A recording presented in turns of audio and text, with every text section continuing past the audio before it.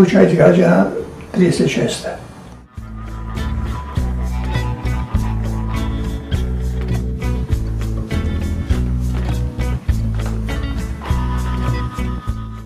Otac od moje supruge je doktor Belaj, koji je bio javni bilježnik. I onda on dao Plavniću i onda je htio zagraditi 2 kuće, za sina i za kćer.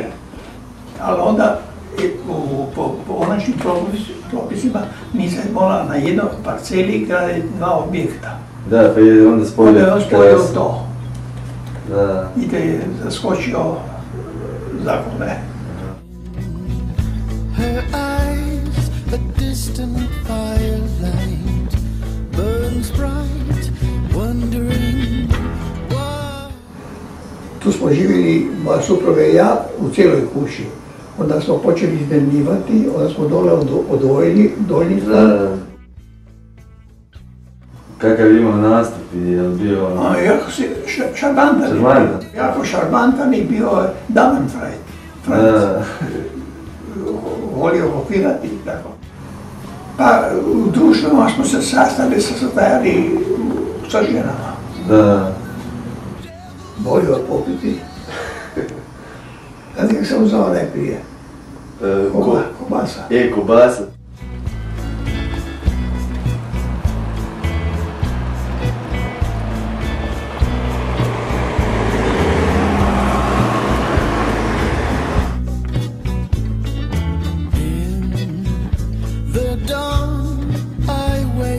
To find her gone, and a note says only after dark.